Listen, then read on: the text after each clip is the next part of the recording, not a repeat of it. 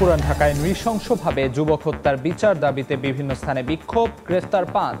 কঠোর শাস্তি নিশ্চিতের আহ্বান বিএনপির, দল থেকে ৫ জন বহিষ্কার। ৫ আগস্টের পর ধর্ণা দেওয়ার পরও ব্যবসায়ীদের থেতলে মারছে বিএনপি, অভিযোগ এনসিপির। সন্ত্রাসী ও চাঁদাবাজের বিরুদ্ধে রাজপথে নামতে প্রস্তুত থাকার ডাক। হাসিনা কন্যা পুতুলকে অনির্দিষ্টকালের জন্য বাধ্যতামূলক ছুটিতে পাঠালো বিশ্ব স্বাস্থ্য সংস্থা। দুদকে মামলা চলমান থাকায় সিদ্ধান্ত, স্থলাভিষিক্ত ক্যাথরিনা বোহমে।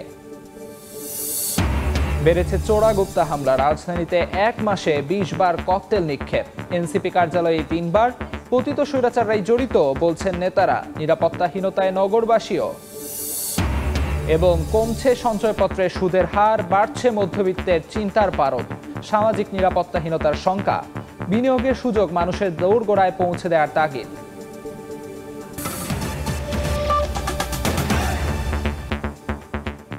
সময় সংবাদের সঙ্গে আছি আমি আমিরুল ইসলাম আলিফ। পুরান ঢাকায় নৃশংসভাবে ব্যবসায়ীকে হত্যার প্রতিবাদে উত্তাল সারা দেশ। শুক্রবার রাতেই জড়িতদের বিচার দাবিতে ঢাকা বিশ্ববিদ্যালয় সহ বেশ কয়েকটি ক্যাম্পাসে বিক্ষোভ মিছিল করেন শিক্ষার্থীরা। দেশে চাঁদাবাজদের কোনো ঠাঁই হবে না বলে হুঁশিয়ারি উচ্চারণ করেন বিক্ষোভকারীরা। রাজধানীর মিটফোর্ড হাসপাতালের সামনে ব্যবসায়ী সোহাগকে হত্যার প্রতিবাদে বিভিন্ন স্থানে বিক্ষোভ করেছেন সর্বস্তরের মানুষ। শুক্রবার রাত ১০টার দিকে ঢাকা বিশ্ববিদ্যালয়ের টিএসসি থেকে বিক্ষোভ মিছিল বের করে ঢাবি ছাত্র দলের নেতাকর্মীরা। বিভিন্ন সড়ক প্রদক্ষিণ করে রোকেয়া হল সংলগ্ন যাত্রী ছাউনির পাশে এসে শেষ হয় মিছিল। সোহাগ হত্যাকাণ্ডে জড়িতদের বিচার নিশ্চিতের দাবি জানান নেতাকর্মীরা। সোহাগ হত্যাকারীদের বিচারের আওতায় এনে দ্রুত শাস্তি নিশ্চিত করতে হবে। তা না হলে বাংলাদেশ জাতীয়তাবাদী ছাত্র দল এর চেয়ে আরো কঠোর থেকে কঠোরতম কর্মসূচি প্রণয়ন করে কিভাবে সোহাগ হত্যার বিচার আদায় করে নিতে হয় সেই দাবিতে সোচ্চার থাকবে। একই দাবিতে রাজু ভাস্কর্যের সামনে বিক্ষোভ সমাবেশ করে ইসলামী ছাত্র আন্দোলনের নেতাকর্মীরা। এ সময় প্রকাশ্যে এমন নৃশংস হত্যাকাণ্ডের প্রতিবাদ জানান তারা। একই স্থানে বুয়েটের শিক্ষার্থীরাও হত্যার তীব্র নিন্দা জানিয়ে সমাবেশ করেন। শিক্ষার্থীরা বলেন, একজনকে পিটিয়ে হত্যা কোনোভাবে গ্রহণযোগ্য নয়। অভিযুক্ত মাহিন, রবিন সহ সকল খুনিকে গ্রেপ্তার করে সর্বোচ্চ শাস্তি নিশ্চিত করতে হবে। সমগ্র বাংলাদেশে চাঁদাবাজি ও নিয়োগ বাণিজ্যের বিরুদ্ধে কঠোর ব্যবস্থা গ্রহণ করতে হবে। রাজনৈতিক পরিচয়ের অপব্যবহার করে অপরাধীদের রক্ষা করার সংস্কৃতি থেকে আমাদের বেরিয়ে আসতে হবে। শুক্রবার রাতে জাহাঙ্গীরনগর বিশ্ববিদ্যালয়ের বটতলা এলাকা থেকে সন্ত্রাস বিরোধী ঐক্য ব্যানারে মিছিল বের করা হয়। হত্যাকাণ্ডের দ্রুত বিচার দাবি করেন শিক্ষার্থীরা। হত্যাকাণ্ডের প্রতিবাদ জানিয়েছেন চট্টগ্রাম বিশ্ববিদ্যালয়ের শিক্ষার্থীরাও। ক্যাম্পাসের 0 পয়েন্টে প্রতিবাদী জমায়েত করে বিভিন্ন হল প্রদক্ষিণ করে তারা। বিক্ষোভে উত্তাল ছিল রাজশাহী বিশ্ববিদ্যালয়ও। দলমত নির্বিশেষে জড়িতদের বিচার দাবি করেন বিক্ষোভকারীরা। নতুন করে আর কেউ যদি দখলদারিত্ব করতে চায়, চাঁদাবাজি করতে চায়, টেন্ডারবাজি করতে চায়, তাহলে বিপ্লবী জনতা তাদের বাধা হয়ে দাঁড়াবে। আবার শহীদ তামান্না নিয়ে রাজপথে নামবো, কিন্তু আপনাদের এই অন্যায়, জুলুম, হত্যা আমরা মেনে নেব না, আমরা বরদাস্ত করব না। কোন মানুষ যেন ভবিষ্যতে ফাঁসিবাদ হয়ে উঠতে পারে, এই ধরনের কোন গোষ্ঠীকে বাংলাদেশের দায়িত্ব না দেয়, সেই হিসেবে আমাদের তৎপর ভূমিকা রাখতে হবে। ব্যবসায়ী খুনের প্রতিবাদে চট্টগ্রাম ও পাবনায় বৈষম্য বিরোধী ছাত্র আন্দোলনের নেতাকর্মীরাও বিক্ষোভ মিছিল করেন। বক্তারা হুঁশিয়ারি দিয়ে বলেন, শেখ হাসিনা ও আওয়ামী লীগের যে পরিণতি হয়েছে, চাঁদাবাজদেরও একই পরিণতি হবে।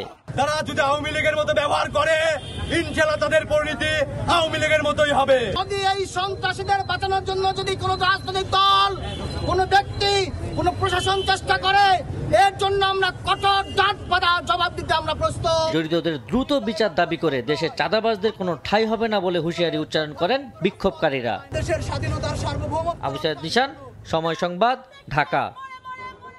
এদিকে সোহাগ হত্যাকাণ্ডে জড়িত ৫ জনকে আজীবনের জন্য বহিষ্কার করেছে যুবদল, ছাত্রদল ও স্বেচ্ছাসেবক দল।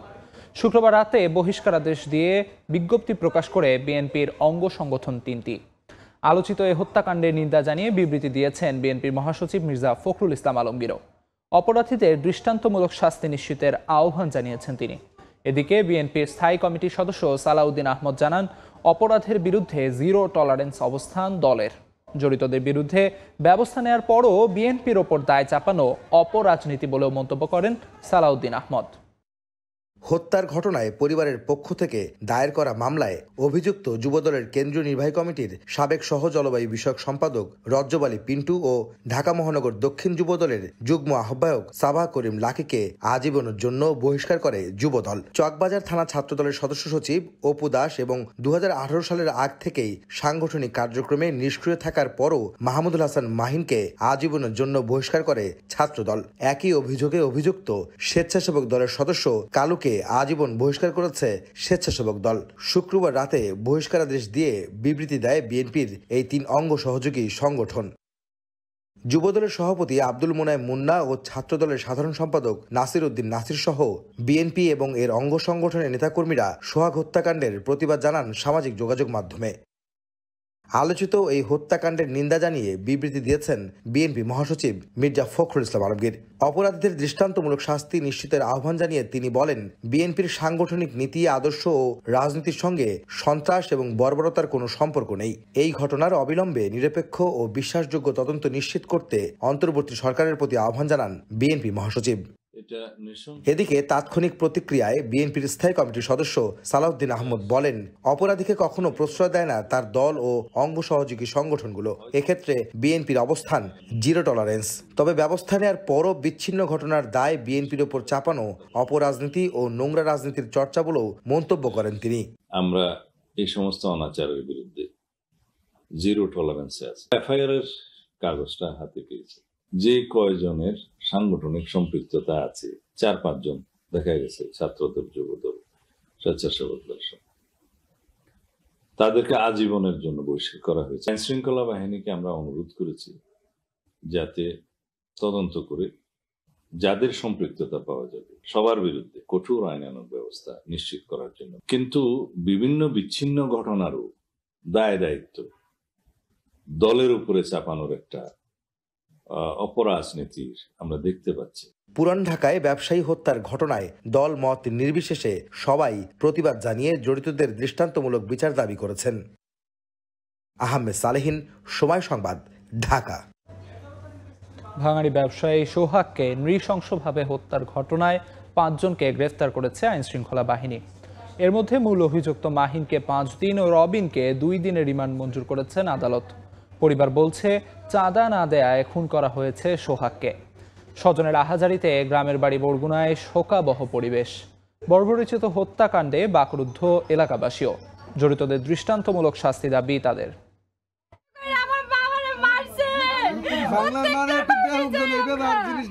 পুরান ঢাকার মিটফোর্ড হাসপাতালের সামনে কুপিয়ে, পিটিয়ে ও পাথরের আঘাতে ভাঙাড়ি ব্যবসায়ী সোহাগকে হত্যা করে কয়েকজন যুবক। সোহাগের স্ত্রী সন্তানের আহাজারিতে হৃদয় বিদারক দৃশ্য বরগুনা সদর উপজেলার বান্দরগাছিয়া গ্রামে।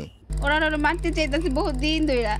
আমার হাজবেন্ড ব্যবসা করে, এটা কেউ সহ্য হইতাছে না। ওনারা চাইতেছে ওনারে জানি মাসে মাসে দুমকুন দেয়, 2 লাখ করে ওনারে জানি দেয়। 2 লাখ টাকা আমি কেন দিতে যাব চাঁদা? আমি অনেক কষ্ট করে আমি টাকা রুজি করি। তারা বলছে না তোর চাঁদা দিতে হবে। তারপর আমার ভাইয়ের দিচ্ছে না দেখে আমার ভাইয়ের দোকানে তালা লাগায়।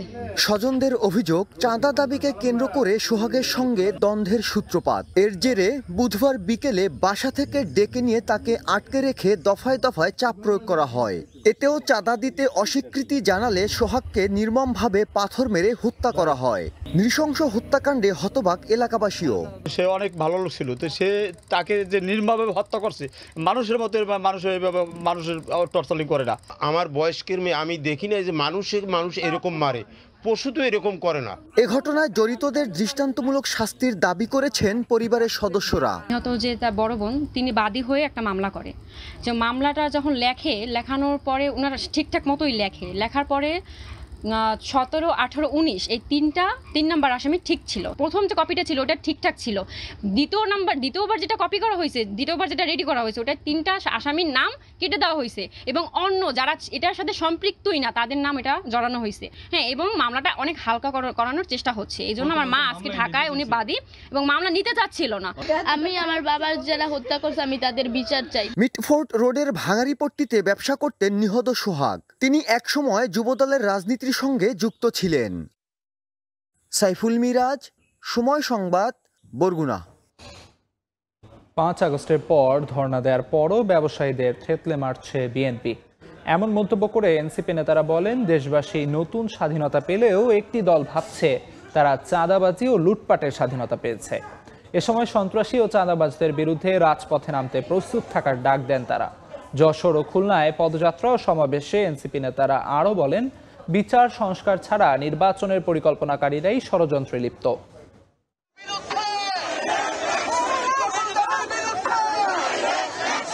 দেশ গড়ার প্রত্যয়ে পথে প্রান্তরে ছুটে বেড়াচ্ছেন এনসিপির শীর্ষ নেতারা। 11তম দিনে যশোর ও খুলনায় হয় জুলাই পদযাত্রা। শুক্রবার সন্ধ্যায় বৃষ্টি উপেক্ষা করে খুলনা নগরীর শিববাড়ি মোড় থেকে শুরু হয় পদযাত্রা। তেঁতুলতলা ঘুরে আবারও একই স্থানে শেষ হয়। পরে বৃষ্টির মধ্যেই সংক্ষিপ্ত সমাবেশে নেতারা অভিযোগ করেন, 5 আগস্টের পর বিএনপির কাছে ব্যবসায়ীরা ধর্ণা দিলেও তাদের থেতলে মারছে দলটির নেতাকর্মীরা।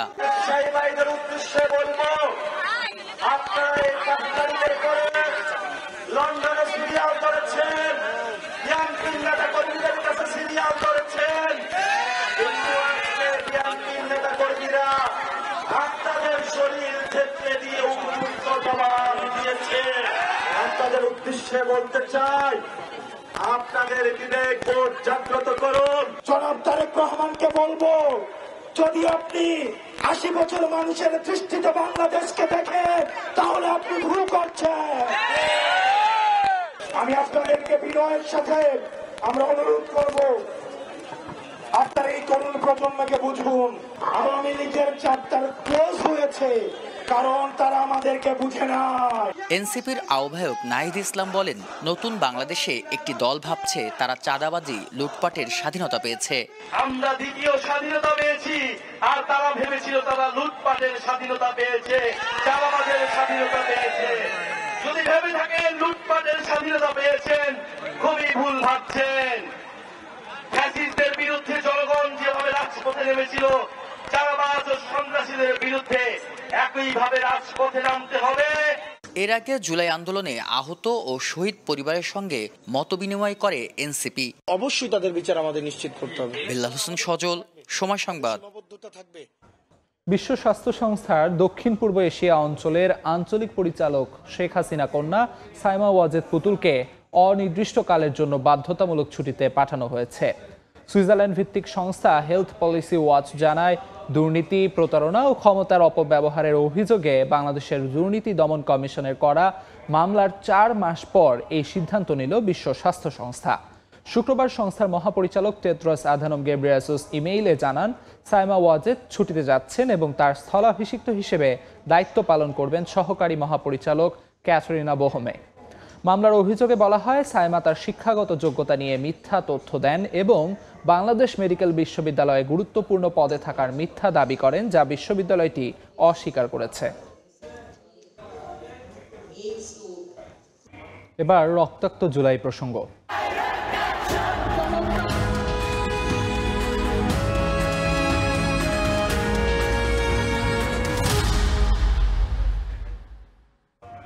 রক্তাক্ত জুলাইয়ের 12 তারিখ ছিল শুক্রবার। আগের দিনের ঘোষণা অনুযায়ী শিক্ষার্থীদের উপর হামলার প্রতিবাদে দেশব্যাপী বিক্ষোভ ও সমাবেশ করে বৈষম্য বিরোধী ছাত্র আন্দোলন। এদিন শিক্ষার্থীদের উদ্দেশ্যে তৎকালীন ডিএমপি কমিশনারের হুঁশিয়ারি আমলে না নিয়ে দাবি আদায়ে অনড় থাকেন শিক্ষার্থীরা।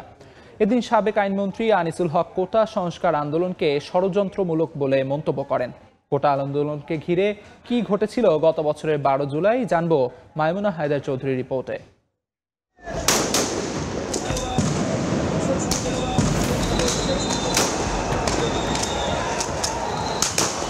আষাঢ়ের বর্ষণেও নেভেনি জুলাইয়ের আগুন। পুলিশের গুলি, টিয়ার শেল আর লাঠিচার্জের বিপরীতে দিন দিন আরও উত্তপ্ত হতে থাকে রক্তিম জুলাই। বাড়তে থাকে জনতার স্রোত, বাড়তে থাকে নতুন নতুন মুখ। 12 জুলাই শুক্রবার কোটা সংস্কারের দাবিতে বিকেল 5টায় প্রশাসনের সতর্কবাণী উপেক্ষা করেই মিছিল নিয়ে শাহবাগে জড়ো হয় শিক্ষার্থীরা। প্রতিদিনের মতো অবরোধ করা হয় শাহবাগ মোড়। আগের দিন দেশের বিভিন্ন স্থানে বাংলা ব্লকেট কর্মসূচিতে হামলার প্রতিবাদ ও বিচারের দাবিতে দেশব্যাপী চলে বিক্ষোভ ও সমাবেশ। সড়কের পাশাপাশি রেলপথ অবরোধ করেন রাজশাহী বিশ্ববিদ্যালয়ের শিক্ষার্থীরা। মশাল মিছিল করা হয় জাহাঙ্গীরনগর বিশ্ববিদ্যালয়ে। এদিন সাবেক আইনমন্ত্রী আনিসুল হক বলেন, শিক্ষার্থীদের আন্দোলনে ষড়যন্ত্র করছে স্বাধীনতা বিরোধী প্রেতাত্মা। ডিএমপির সাবেক কমিশনার হাবিবুর রহমান বলেন, আইন শৃঙ্খলা ভঙ্গের কোনো কার্যক্রম কেউ যদি করে তবে সেটি বরদাস্ত করা হবে না। কেউ সে ধরনের জায়গা থেকে সরে যেতে চায়, দেশের প্রচলিত আইন তো আসলে কার্যকর, সেটি কার্যকর যে জায়গায় থাকার কথা সেই জায়গায় থাকবে।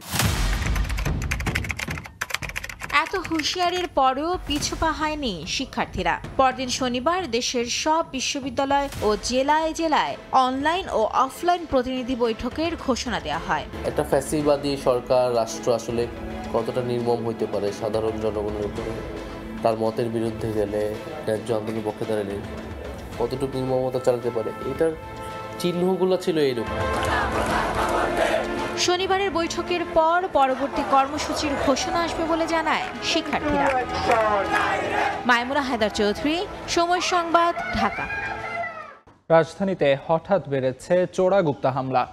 ফ্লাইওভারের ওপর থেকে যাত্রীবাহী বাস, মোটরসাইকেল কিংবা প্রাইভেট কার থেকেও ককটেল নিক্ষেপ করে হামলা চালাচ্ছে দুর্বৃত্তরা। গত এক মাসেই রাজধানীতে ঘটেছে 20টির মতো ঘটনা। এতে আহত হয়েছেন 8 জন। সবচেয়ে বেশি বাংলা মোটরে এনসিপি কার্যালয়ের সামনেই 15 দিনের ব্যবধানে 3 বার হামলা চালানো হয়। দলটির নেতারা বলছেন, পতিত স্বৈরাচাররাই ঘটাচ্ছে এমন ঘটনা। মাসুদুর রহমানের রিপোর্ট। বুধবার রাত 11:15 রাজধানীর বাংলা মোটরের জাতীয় নাগরিক পার্টি এনসিপির কার্যালয়ের সামনে হঠাৎ ককটেল নিক্ষেপ করে দুর্বৃত্তরা। মুহূর্তেই ধোঁয়ায় ছেয়ে যায় চারপাশ। এনসিপির কার্যালয়ের সামনে এটি পরপর তৃতীয় হামলা। এর আগে 2রা জুলাই রাতে পদযাত্রার গাড়িতেও হয় হামলা। 23 জুন সদস্য সচিব আক্তারকে লক্ষ্য করেও হয় হামলা। 3 ঘটনায় আহত হয়েছেন 5 জন। পতিত স্বৈরাচারী এসব ঘটাচ্ছে বলে অভিযোগ দলটির। এই ধরনের ছোটখাটো ককটেল হামলা দিয়ে আসলে আমাদেরকে দমানো যাবে না। তবে এই ক্ষেত্রে অবশ্যই পতিত স্বৈরাচার, ফ্যাসিবাদী শক্তি যারা রয়েছে তারা যে এখনো সক্রিয় বিভিন্নভাবে। 15 দিনের ব্যবধানে মহাখালী ফ্লাইওভার থেকে আমতলী, কাঁচাবাজার ও এসকেএস টাওয়ারের সামনে হয় ককটেল হামলা। 6 জুলাই ফার্মগেট মোড়ে ককটেল বিস্ফোরণে আহত হন 3 জন। দেখতে যাওয়ার পর ওর পা দিয়ে লাড়া দেওয়ার পরে ফুটে গেছে পারমি যাচ্ছে। গত এক মাসে হামলা হয়েছে ঢাকা বিশ্ববিদ্যালয়ের রাজু ভাস্কর্যের পাদদেশে, আন্তর্জাতিক অপরাধ ট্রাইব্যুনালের সামনে, মৌচাক, হাতিরপুল, কাকরাইল, আগারগাঁও সহ 9টি স্থানে। এসব ঘটনায় নিরাপত্তাহীনতায় নগরবাসী। আমরা আতঙ্কিত, এখনো সেগুলো কাজ করে। কালকে রাস্তায় পড়ছে, আজকে আবার দোকানে পড়তে পারে। আমরা খুব নিরাপত্তা এখন ভুগতেছি। রাজধানীতে একের পর এক চোরাগুপ্তা হামলা চালাচ্ছে দুর্বৃত্তরা। এসব বেশিরভাগ ঘটনায় এখন পর্যন্ত যেমন হয়নি মামলা, গ্রেপ্তার হয়নি আসামিও। অপরাধ বিশ্লেষকরা বলছেন, ছোট ছোট চোরাগুপ্তা হামলা করে অপরাধীরা পার পেয়ে গেলে বড় হামলার সংখ্যা তৈরি হয়। সামনের দিনে ককটেলের মধ্যে কি সীমিত থাকবে বা এটাকে নিয়ন্ত্রণ করা সম্ভব হবে কিনা, নাকি এটি আসলে বড় সহিংসতার একটা পূর্বাভাস? এই প্রসঙ্গগুলো আসলে গুরুত্ব দিয়ে আইন শৃঙ্খলা বাহিনী এদেরকে খুঁজে বের করা, আইনের মুখোমুখি করা। তবে পুলিশের দাবি, তারা গুরুত্ব দিয়েই তদন্ত করছে। জড়িতরা দ্রুতই আসবে আইনের আওতায়। যারা এই কাজগুলো জড়িত থাকুক তাদেরকে আইনের আওতায় আসতে হবে। এই সংক্রান্তে আমাদের গোয়েন্দা নজরদারি অব্যাহত রয়েছে। বেশিরভাগ হামলাই হচ্ছে রাত 8টা থেকে 11টার মধ্যে। এ সময় টহল বাড়ানোর কথা জানিয়েছে ডিএমপি। মাসুদুর রহমান, সময় সংবাদ, ঢাকা। সঞ্চয়পত্রের সুদের হার কমার সঙ্গে সঙ্গে বাড়ছে মধ্যবিত্তের চিন্তার পারদ। মূল্যস্ফীতি সামাল না দিয়ে এই উদ্যোগে বাড়বে সামাজিক নিরাপত্তাহীনতা।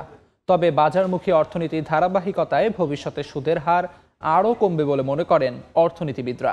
তাই আর্থসামাজিক নিরাপত্তার তাগিদেই অন্যান্য বিনিয়োগের সুযোগ মানুষের দোরগোড়ায় পৌঁছাতে হবে, এমন পরিকল্পনা প্রয়োজন ব্যাংক খাতে।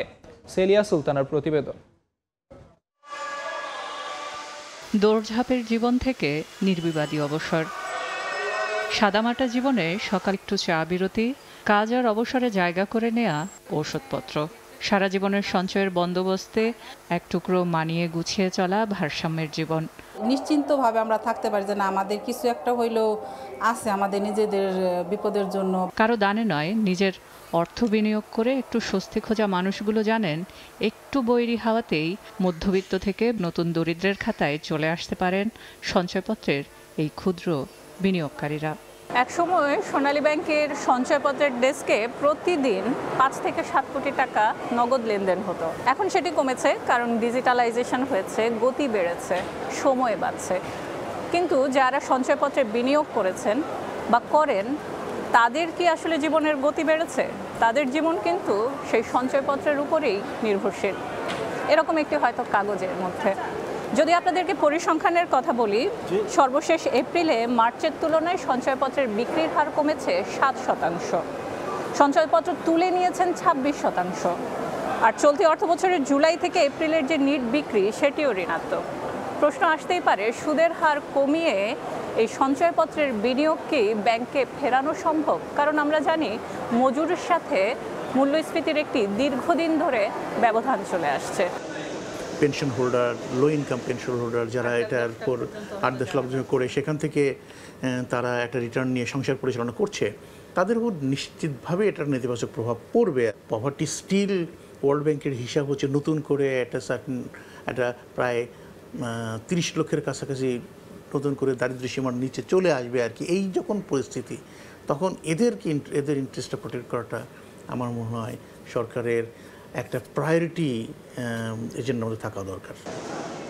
সঞ্চয়পত্রের স্কিম অনুযায়ী এখন থেকে মুনাফার হার সর্বোচ্চ হবে 11.82% থেকে 11.98%, যা আগে ছিল 12.25% থেকে 12.55%। ফাইন্যান্স মিনিস্টার যারা আছেন তারাও তো অনেকটা আগের গভর্নমেন্টের চেয়ে অনেকটা বেশি মার্কেট ওরিয়েন্টেড। আপনি জানেন বাংলাদেশ ব্যাংকের বর্তমান গভর্নর আসার পরে ওই এক্সচেঞ্জ রেট মার্কেটাইজ করেছে, ইন্টারেস্ট রেটটা মার্কেটাইজ করেছে। সুতরাং তার অ্যানাদার স্টেপ এইটা হওয়া উচিত যে ডেফিনেটলি যে সঞ্চয়পত্র রেটও সে কমাইয়া দিবে। আগের মতোই 7.5 লাখ টাকার বিভাজন রাখা হয়েছে। সেক্ষেত্রে যাদের বিনিয়োগ এই সীমার নিচে, তাদের জন্য বেশি মুনাফা, ও যেসব সঞ্চয়পত্রের মূল্যমান 7.5 লাখ টাকার বেশি, তাদের জন্য তুলনামূলক মুনাফার হার কমবে। সেলিয়া সুলতানা, সময় সংবাদ, ঢাকা। ফেনীর ফুলগাজী ও পরশুরাম উপজেলায় পানি নামতে শুরু করলেও বিভিন্ন জায়গায় প্লাবিত হয়েছে নতুন করে। এই মুহূর্তে ফেনীর ফুলগাজীতে আছেন আতিয়ার সজল, সরাসরি চলে যাচ্ছি তার কাছে। ফেনীর বন্যা পরিস্থিতির কথা যদি বলি, সেক্ষেত্রে বলতে হবে যে অনেকটা উন্নতির দিকে যাচ্ছে। এর কারণ হচ্ছে ফেনীর যে মুহুরী এবং কহুয়া সিলুনি নদীর যে পানি, সেই পানি বিপদসীমার অনেক নিচ দিয়ে প্রবাহিত হচ্ছে, এবং যদিও যে 20টি বা 21টি জায়গায় ভেঙেছে, সেই ভাঙা অংশ দিয়ে কিন্তু লোকালয়ে কিছু কিছু ভাঙা অংশ দিয়ে এখনও লোকালয়ে পানি ঢুকছে। এবং ফেনীর পরশুরাম এবং ফুলগাজী এই দুটো উপজেলায় গত 2-3 দিন ধরেই যে পানি ছিল, সেগুলো কিন্তু সেখান থেকে কিছুটা কমতে শুরু করেছে, এবং সেই পানিটা কিন্তু এখন ফেনীর ছাগলনাইয়া এবং সদরের দিকে কিছুটা নিম্নাঞ্চলে ছড়িয়ে যাচ্ছে, এবং সেই অঞ্চলের কিছু কিছু গ্রাম প্লাবিত হচ্ছে। যদিও এসব অঞ্চল বা ফুলগাজী পরশুরামের পানি যে আগে যেখানে মানুষের ঘরে বাড়িতে ছিল, অনেকের ঘরে থেকে নেমে সেগুলো উঠানে নেমেছে, আবার যাদের উঠানে ছিল তাদেরটা রাস্তায় এসছে, আবার রাস্তার কিছু কিছু জায়গার পানি এখন মাঠে সয়লাভ হয়ে আছে। এবং পরশুরাম ফুলগাজী সাথে যে যোগাযোগ ব্যবস্থা, সেটি কিছুটা স্বাভাবিক হয়েছে, যদিও জায়গায় জায়গায় এখনও পানি রয়েছে। সব ধরনের পরিবহন পুরোপুরিভাবে চলার উপযোগী সেখানে এখনও হয়নি। এবং আপনাকে যদি বলি, আজ সকালে বাংলাদেশ সরকারের যে দুর্যোগ ব্যবস্থাপনা ও ত্রাণ উপদেষ্টা রয়েছেন ফারুকি আজম, তিনি এই বন্যা দুর্গত এলাকা পরিদর্শনে এসেছেন এবং সাংবাদিকদের সাথে কথাও বলেছেন। তিনি যেটা বলছেন, স্থানীয়রা যে দাবিটি তার কাছে করছেন যে প্রতি বছর একাধিকবার ফেনীর যে মুহুরী নদীর বাঁধ ভেঙে বারবার তাদের ক্ষতির মুখে পড়তে হয়, বন্যার কবলে পড়তে হয়। গত 24-এর বন্যায়ও তাদের এইভাবে ভয়াবহ বন্যার কবলে পড়েছিল। তারা চান এই যে বারবার তারা ক্ষতিগ্রস্ত হয় এই অঞ্চলের মানুষ, তার একটি স্থায়ী সমাধান। এবং তিনি যেটা বলছেন যে এই স্থায়ী সমাধানের জন্য একটি প্রকল্প তারা খুব শীঘ্রই অনুমোদন দেবেন, এবং যার কাজটি বাংলাদেশ সেনাবাহিনীর মাধ্যমে যাতে যথাযথভাবে করা হয়, গুণগত মান ঠিক রেখে তাদেরকে দেওয়ার একটি পরিকল্পনা বা কর্মপরিকল্পনা রয়েছে বলে তিনি গণমাধ্যমকে জানিয়েছেন। এই ছিল আমার কাছে ফেনীর বন্যা পরিস্থিতির সবশেষ। ফেনীর ফুলগাজী থেকে বন্যা পরিস্থিতির সবশেষ খবর জানাচ্ছিলেন সহকর্মী আতিয়ার সজল। অভিনব আয়োজনে হাড়ের বৃত্তে থাকা টাইগারদের বরণ করে নিল ডাম্বুলা। নিজস্ব ঐতিহ্য এবং সংস্কৃতি মেনে এদিন অভ্যর্থনা জানানো হয় বাংলাদেশি ক্রিকেটারদের। শ্রীলঙ্কায় টেস্ট ও ওয়ানডে সিরিজ খোয়ানোর পর টি-20তেও বিপাকে বাংলাদেশ দল। ক্যান্ডিতে 3 ম্যাচ সিরিজের প্রথম টি-20তে বাজেভাবে হেরেছে সফররতরা। এবার সিরিজ বাঁচানোর মিশনে ডাম্বুলায় পৌঁছেছে লিটন দাসের দল। আজ সন্ধ্যায় অনুশীলন করবার কথা রয়েছে বাংলাদেশের। 13 জুলাই রাঙ্গিরি ডাম্বুলা ইন্টারন্যাশনাল স্টেডিয়ামে দ্বিতীয় টি-20তে লঙ্কানদের মুখোমুখি হবে টাইগাররা। চলতি সফরে এই ভেন্যুতে এটিই প্রথম ম্যাচ। নতুন ভেন্যুতে দুঃসময় পেছনে ফেলার প্রত্যয় ফিল সিমন্স শিষ্যদের। সিরিজের শেষ টি-20 হবে কলম্বোতে। সময় সংবাদের শীর্ষ সংবাদগুলো জানিয়ে দিচ্ছি আরেকবার। পুরান ঢাকায় নৃশংসভাবে যুবক হত্যার বিচার দাবিতে বিভিন্ন স্থানে বিক্ষোভ, গ্রেফতার 5। কঠোর শাস্তি নিশ্চিতের আহ্বান বিএনপির, দল থেকে 5 জন বহিষ্কার। 5 আগস্টের পর ধর্ণা দেওয়ার পরও ব্যবসায়ীদের থেতলে মারছে বিএনপি, অভিযোগ এনসিপির। সন্ত্রাসী ও চাঁদাবাজের বিরুদ্ধে রাজপথে নামতে প্রস্তুত থাকার ডাক। হাসিনা কন্যা পুতুলকে অনির্দিষ্টকালের জন্য বাধ্যতামূলক ছুটিতে পাঠালো বিশ্ব স্বাস্থ্য সংস্থা। দুদকে মামলা চলমান থাকায় সিদ্ধান্ত, স্থলাভিষিক্ত ক্যাথরিনা বোহমে। বেড়েছে চোরাগুপ্তা হামলা, রাজধানীতে 1 মাসে 20 বার ককটেল নিক্ষেপ। এনসিপি কার্যালয়ে 3 বার। পতিত স্বৈরাচাররাই জড়িত বলছেন নেতারা, নিরাপত্তাহীনতায় নগরবাসীও। এবং কমছে সঞ্চয়পত্রের সুদের হার, বাড়ছে মধ্যবিত্তের চিন্তার পারদ। সামাজিক নিরাপত্তাহীনতার শঙ্কা, বিনিয়োগের সুযোগ মানুষের দৌড়গোড়ায় পৌঁছে দেওয়ার তাগিদ।